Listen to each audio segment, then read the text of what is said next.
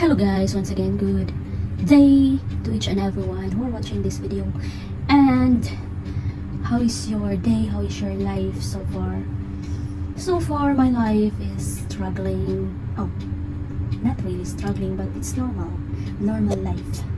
So guys, today's video is I'm going to prepare something, not in recipe. It is what it is. This is a recipe of it is what it is. Yes, that's what I heard in so many people. It is what it is. So, yeah, I'm going to start now. Of course, I have to heat the pan first and followed with oil. But my oil is olive. So, yeah. Don't mind my kettle, guys. I know a lot of you are having so clean kettles, and mine is, yeah, I'm planning to throw my dirty kettles. Joke only. So guys, let us heat the pan and the oil, and yes, heating the pan, and of course I will start with the ganito. Yeah.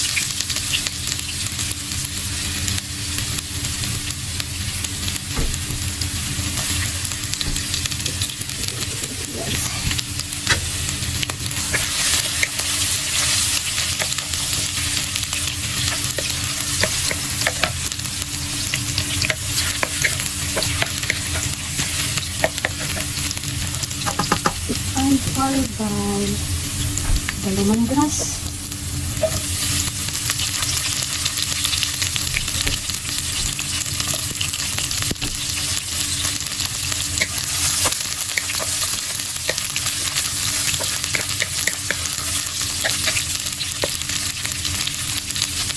and then followed by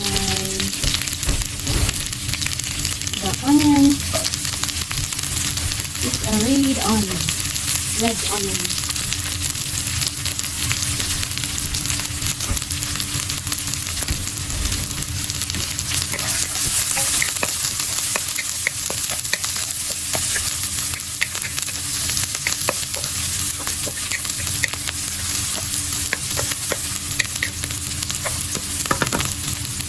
And followed by garlic. So, the aroma now is starting to bounce out.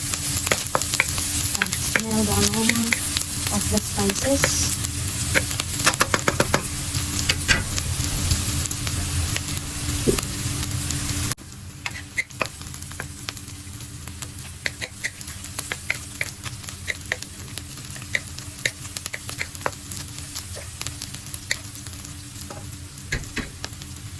And followed by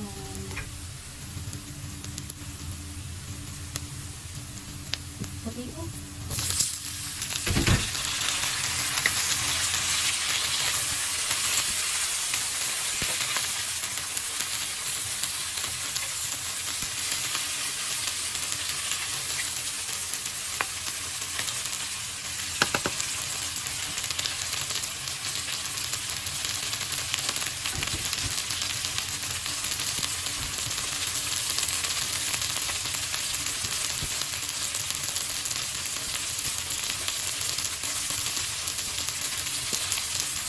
And followed by pumpkin.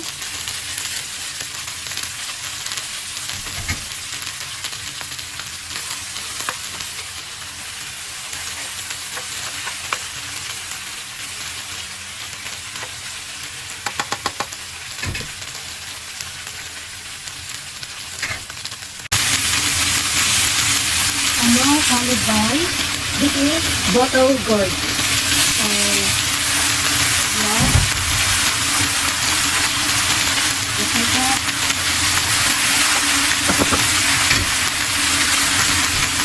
And followed by capsicum.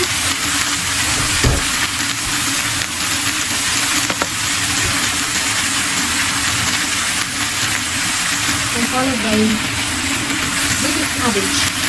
So, cabbage or repolyo. Repolyo or cabbage. So, yes.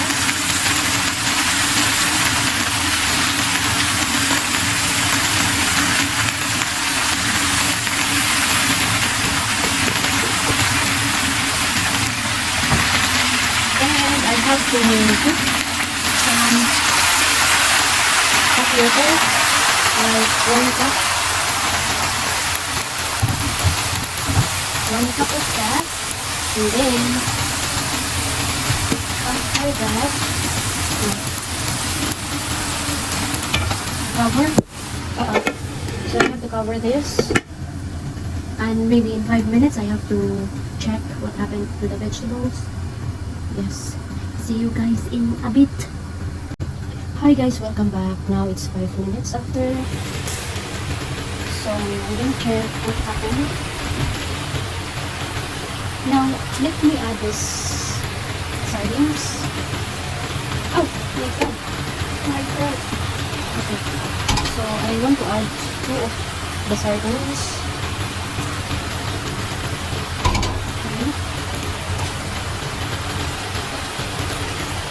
And some seasoning.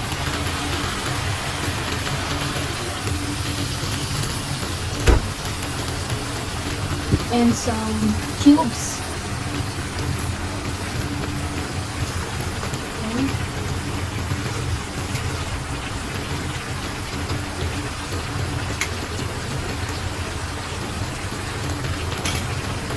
So guys, let me introduce this one to you.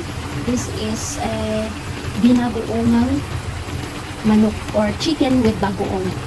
Have you seen in the previous video guys the bagoong and the chicken mixed? Yeah. So I add the Binagoongang manok.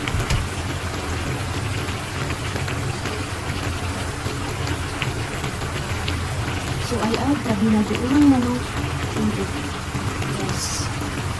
So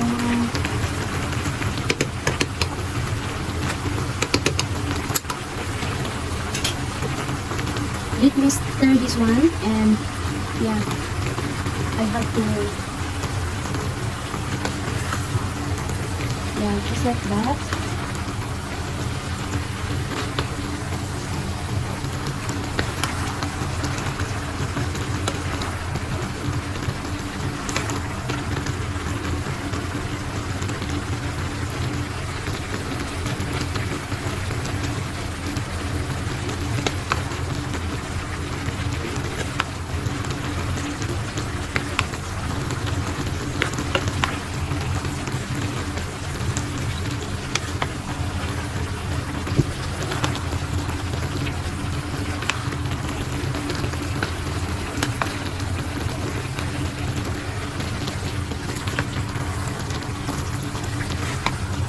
For those who are working as chef or working at home with their boss, when you are at the kitchen or preparing something, you have to wear protection of, I mean, you have to tie your hair because it might your hair might fall to the thing that you cook. Like if you are cooking something and your hair will fall on, and when it's eating time, your boss discover a strand of hair on the dish. Oh my god, that's disaster. Yes, that's disaster for them, because you know hair is not really it's totally dirty. Yeah, hair strand is totally dirty when it comes to food. So just be careful in preparing food. So this is now the result.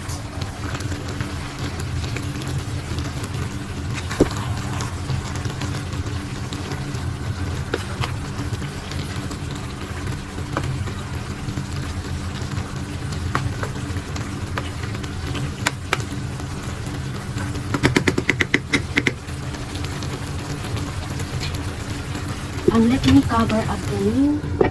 Yes. In maybe 3 minutes more and taste it. Okay, so see you in a bit. Welcome back, guys. So this is now the result of everything, and the seasoning I put has just sink in, like it mixed together. The sardines, the binagoongang manok or chicken with bagoong, and the chicken cubes, and no more salt added. It's just that, and it's so delicious. It's tasty, and the vegetables are just soft, and yeah, it's nice. It's like a stew. Yeah. So guys, if you try this recipe, you can have it. It's just very simple and so delicious and nutritious.